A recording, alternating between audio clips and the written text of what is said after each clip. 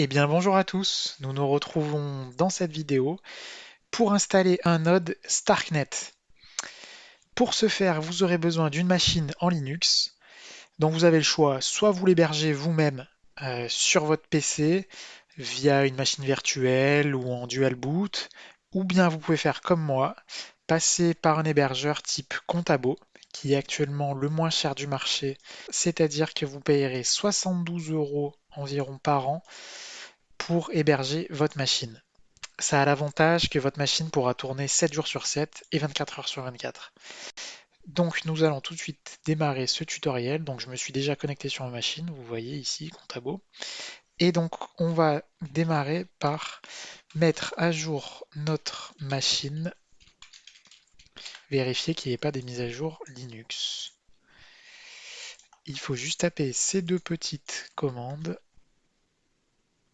Et une fois que ça sera fait, on pourra continuer le tutoriel. Et bien sûr, hein, toutes les commandes que je tape sont disponibles dans le lien que je vous mets dans la description juste en dessous. On vérifie maintenant pour la forme notre version de Python. Nous sommes en version 3.8.10 et comme l'indique le tutoriel, il faut être en version 3.8.10 ou supérieure, donc tout va bien, on peut continuer l'installation. On va installer les autres packages qui sont nécessaires à notre node.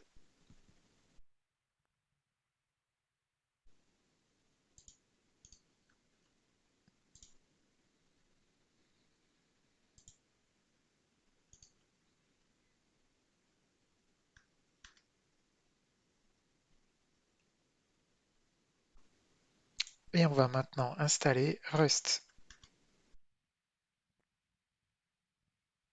On appuie directement sur Entrée pour sélectionner l'installation par défaut.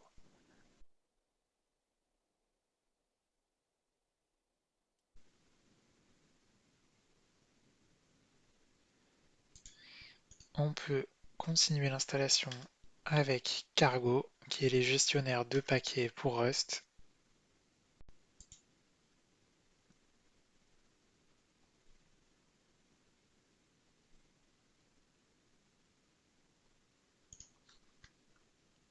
On va vérifier qu'il n'y ait pas une mise à jour.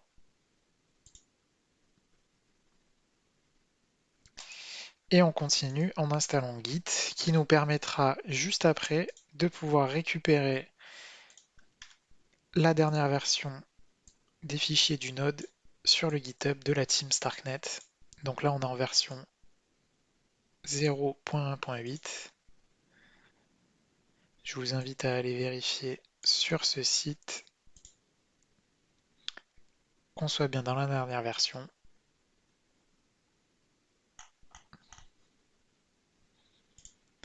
Vous pourrez le voir juste ici. On est bien sur la dernière version.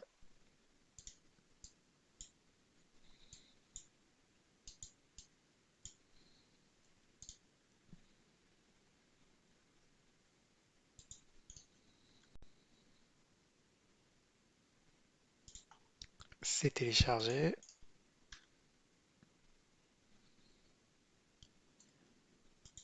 On va commencer à configurer notre environnement virtuel. On se met dans le bon répertoire. On crée l'environnement virtuel. On l'active. Et on télécharge tous les packages nécessaires.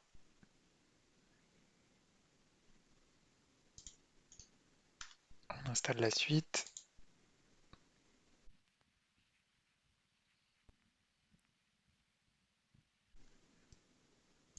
On teste que tout va bien. Tout est OK. On peut maintenant builder notre release. Pendant ce temps, ça peut mettre quelques minutes, on peut se créer un compte sur Alchemy. Donc Alchemy, c'est quoi? C'est le site qui va vous permettre de faire le lien via leur API entre StarkNet, donc le layer 2, et le layer 1 Ethereum. Donc vous créez un compte sur Alchemy, vous créez une nouvelle application, vous l'appelez comme vous le souhaitez. va l'appeler StarkNet Node.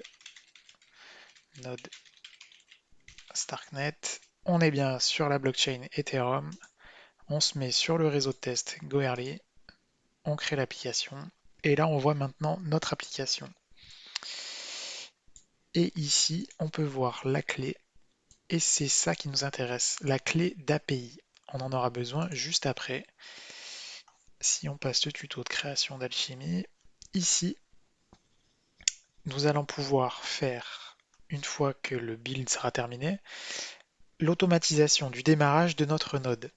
C'est-à-dire que vous pourrez faire fonctionner votre node malgré le fait que votre session PuTTY ou votre session SSH soit fermée, grâce à un service que nous allons créer. Donc pour ce faire, il faut juste copier le code.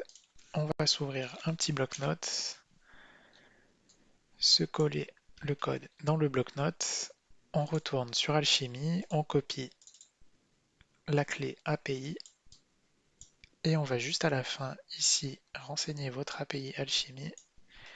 On la colle, on recopie tout le code et maintenant on n'a plus qu'à attendre que le build se termine.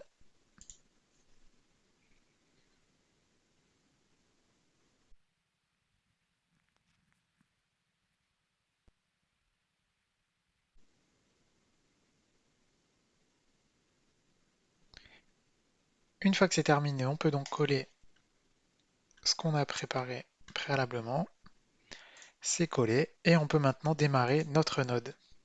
Donc en fait, on va démarrer le service qu'on a préalablement créé.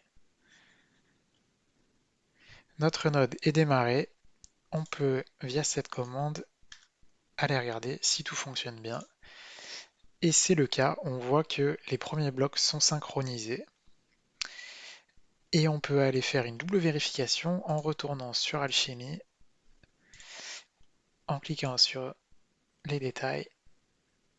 Et là, on voit que le nombre de requêtes va augmenter. Si j'actualise la page,